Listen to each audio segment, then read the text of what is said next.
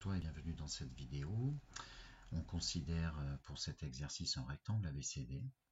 On place un point M libre sur le segment AB, c'est-à-dire que M est ici, il va naviguer entre A et B, donc rester sur ce segment AB. Et comme sur la figure ci-contre, on va tracer un demi-cercle de diamètre à M, le voilà en rouge, et le triangle MBC, tu l'as ici en bleu. On note justement X, cette distance variable à M, tu vois, on va noter X, la distance qui est entre A et M et qu'on va faire varier.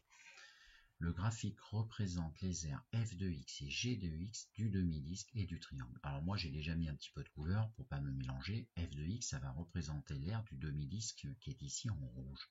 Et g de x en bleu du coup va représenter l'aire du triangle ici en bleu, qui est rectangle ici. Voilà. Première question, il nous faut identifier les courbes des deux fonctions. Qui et qui?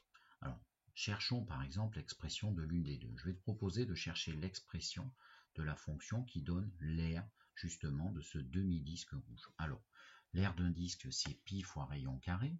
Donc moi, c'est donc f de x, l'expression, je commence à écrire. F de x, c'est l'aire du demi-disque. Alors déjà, c'est la moitié d'un disque. Donc c'est la moitié d'un disque. C'est quoi l'aire d'un disque? L'aire d'un disque, ici, tu as, attention, son diamètre, c'est pi fois rayon carré. Donc pi fois rayon, mais le rayon, attention, me donne le diamètre x. Donc le rayon, c'est x divisé en 2. Pi fois rayon au carré. Donc je vérifie, effectivement, pi fois rayon carré me donnerait l'aire de tout le disque et j'en prends la moitié. Donc je finis ce petit calcul. En fait, tu vas voir pourquoi je commence par f. Ça fait donc, attention, ici, x sur 2 fois x sur 2, x sur 2 au carré, ça fait donc x au carré sur 2 au carré sur 4. X au carré sur 4, c'est que des multipliés, et donc ça va faire 1 pi fois x2, donc pi x2 sur, attention en bas, 4 fois 2, 8. Donc ça va me faire pi sur 8 multipliant x au carré. Et en fait, je peux déjà déduire qui est quoi, parce qu'en fait, ça, tu vois bien que c'est, si tu regardes ton dessin qui t'est donné, tu as une des parties, une des courbes qui est courbée, là, en fait, et l'autre, c'est une droite, un segment de droite, puisqu'ils ont limité le graphique là, mais c'est une droite. Et toi, tu as vu, en troisième, tu as vu les fonctions affines, on le revoit en seconde. Une fonction affine, c'est une fonction dont l'image, tu vois, l'image est sous la forme ax plus b, c'est-à-dire où tu as un certain nombre de x et un coefficient b qui se rajoute, qui peut être nul également, d'accord? Mais c'est la famille des fonctions dites affines. Et nous, on voit bien qu'ici, c'est un coefficient, pi sur 8, même si pi, c'est environ 3,14, c'est le coefficient exact, mais il n'y a pas de x, il y a des x au carré. Donc, c'est pas une fonction de type affine f. Si c'est pas une fonction de type affine f, ça veut dire que, ça peut pas être ce dessin-là. Et donc, si ça peut pas être ce dessin-là, f, c'est celui-ci. Voilà, tout simplement. Tu vois? Et donc, si j'ai l'un des deux qui est identifié, l'autre, forcément, G, du coup, ça sera G, ça sera ta droite. Ça sera, du coup, une fonction affine. On va le vérifier. Donc, moi, je finis mon argumentation. Je dis bien que c'est pas de la forme ax plus b. Ce n'est pas une fonction affine, de par son écriture explicite. Et si ce n'est pas une fonction affine, forcément, la courbe de G, la courbe de f, donc, CF, c'est la courbe mauve. D'accord? Voilà.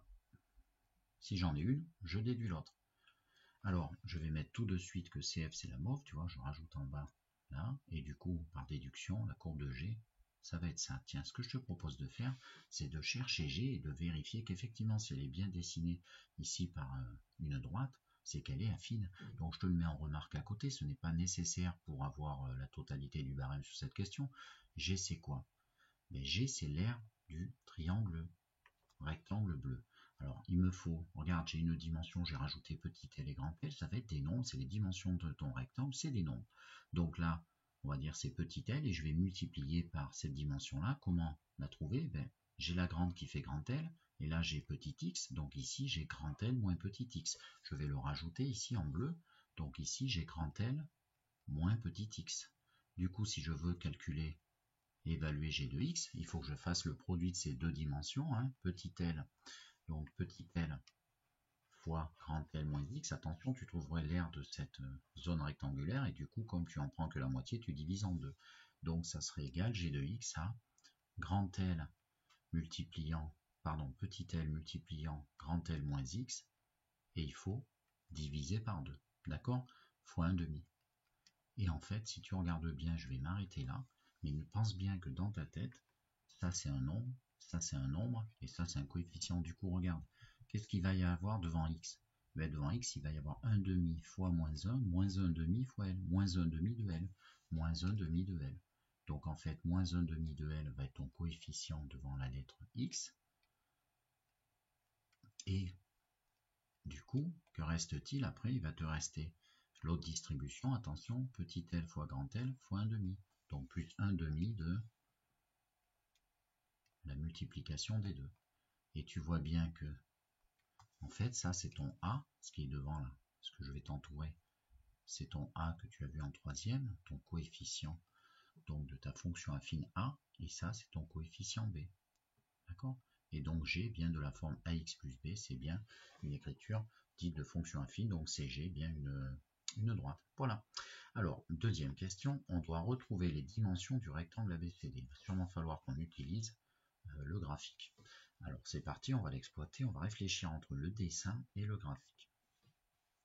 Donc je regarde mon dessin, regarde qu'est-ce qui se passe.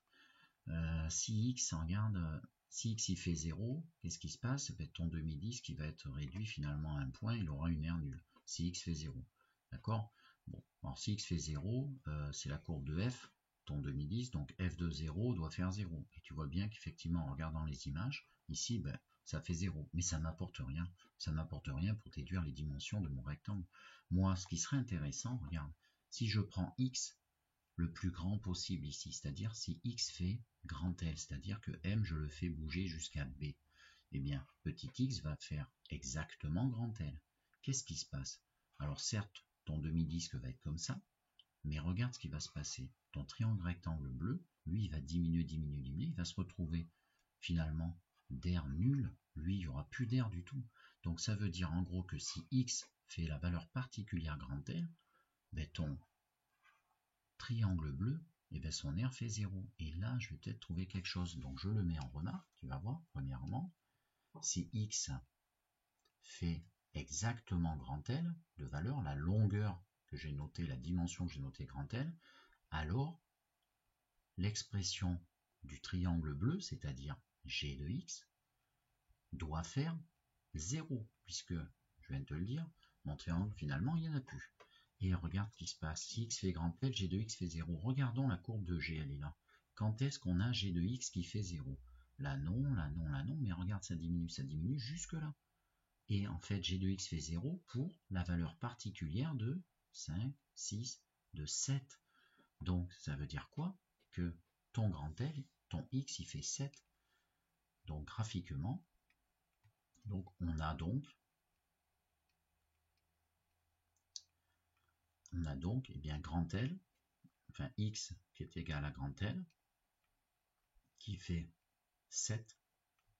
D'où vient ce 7? Il vient de là, regarde en bas à droite mon dessin, c'est ce que j'ai mis. On a donc x égale grand L égale 7, afin que g de x fasse 0. Voilà. Et du coup, ça te permet de déduire déjà cette première dimension grand L. Alors, il nous faut un autre élément pour trouver la deuxième. Donc, grand L déjà va faire 7. On continue nos observations. Maintenant, on regarde ce qui se passe.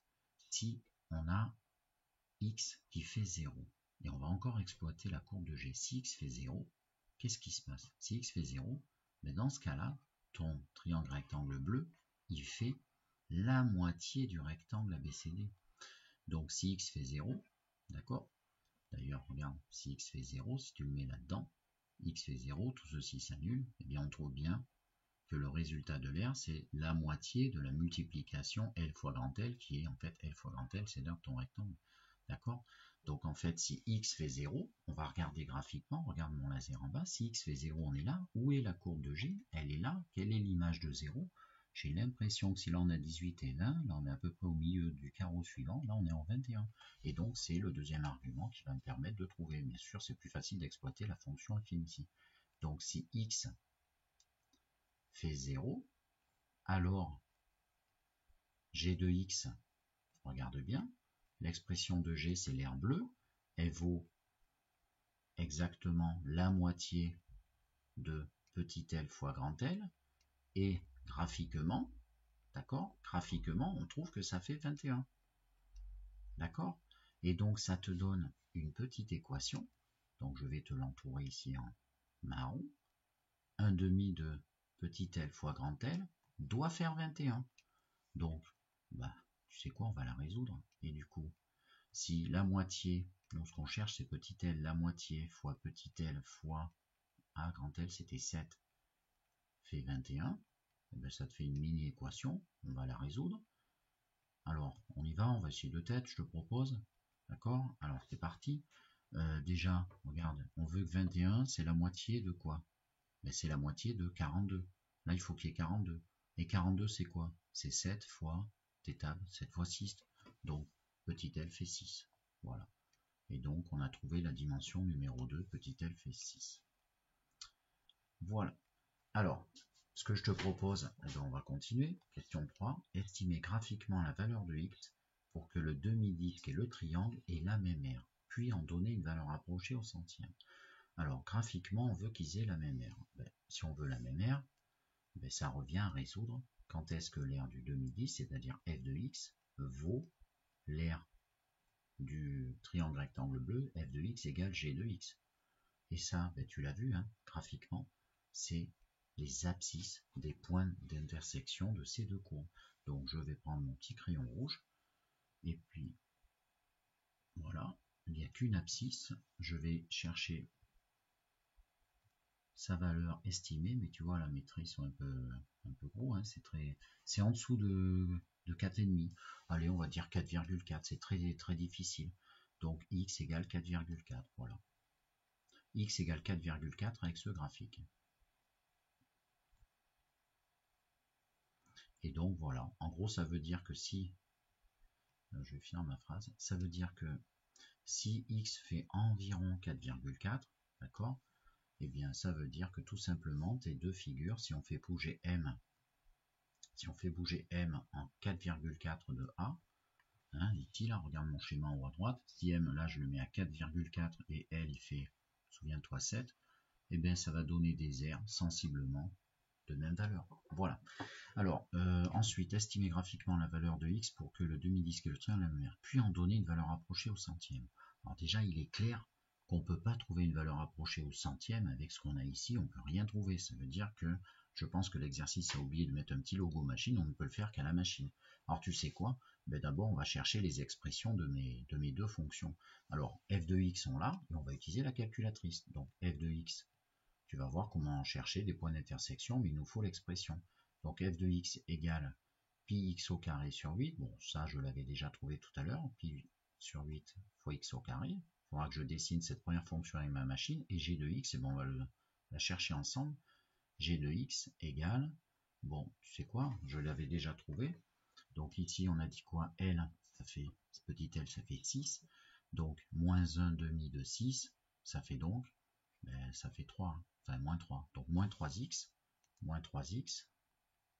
voilà le début de ton expression affine pour G, et la moitié de, suis mon laser, la moitié du produit des deux, L fois L, la moitié de 6 fois 7, d'accord, hein, ou alors on l'a là, la moitié de L fois L, c'est 21, donc moins 3x plus 21, voilà l'expression de G. Alors je vais partir, et tu me suis dans ma calculatrice, d'accord. Alors bien sûr, une fois que c'est ça, ben, je reviendrai mettre la solution ici avec toi, hein. On va trouver un nombre, mais nous on cherche au centième. Voilà, donc on part avec ma machine, tu retiens bien, il va falloir qu'on demande à ma machine de dessiner pi sur 8x2 et moins 3x plus 21, c'est parti. Et donc tu vas dans, alors moi j'ai une Texas, toi une Casio peut-être, mais c'est pareil, la méthodologie, tu allumes ton menu si tu es en Casio avec graph y égale, et tu vas saisir tes fonctions, moi ici j'appuie sur f de x, voilà. Puis donc j'ai gagné un peu de temps, j'ai tapé mes deux fonctions, tu fais exactement la même chose, hein, pi sur 8 x au carré et moins 3x plus 21, et je fais graphe, je fais dessiner. Voilà. Alors ça me dessine, eh bien, tu reconnais une partie, hein, bien sûr, quand tu regardes ce que nous on avait, nous il nous avait donné que cette partie d'écran, mais ce qui nous intéresse, nous, c'est ce point d'intersection. Eh bien, tu sais quoi, on va utiliser les programmes de ta machine, donc toi si tu es en Casio, c'est Gsolve, et dans Gsolve qui est en jaune, D'abord, tu tapes en jaune, puis tu vas chercher sur ton écran GSolve, Graphic Solver, et tu as un programme qui s'appelle ISCT qui cherche les intersections. Ben, nous, on va faire pareil, sauf que nous, c'est pas GSolve, c'est seconde en bleu pour aller dans calcul. Ce qui est calcul qui est ici en haut laser juste en dessous de ma calculatrice. Donc j'appuie et là j'ai un programme intersection, programme 5, clique. Et là il me demande qui est la première fonction. Ben, je lui dis par défaut je mets entrée parce qu'il va se placer sur l'une des deux puisque je n'ai que deux dessins. Entrée, deuxième dessin, il va aller sur la deuxième. Et je lui donne n'importe quelle valeur initiale puisque de toute façon j'ai qu'un point d'intersection. Allez par exemple 3, je valide. Et il va clignoter là où ça m'intéresse, et du coup, regarde bien, suis mon laser, il m'a trouvé ici les coordonnées de ce point. Attention, c'est pas ça qui m'intéresse, moi c'est le x. Donc x égale 4,4305, et nous on cherche une valeur approchée au centième. Donc pour cela on regarde la troisième décimale, c'est un 0, ça arrondit en dessous, et donc c'est 4,43.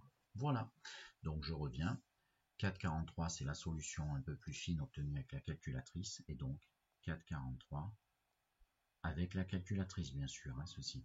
J'espère que ça t'a plu, un petit exo où on voit l'utilisation de sa machine et comment se débrouiller avec le graphique qui fait bien le tour de ce que tu dois maîtriser en second. Allez, au revoir.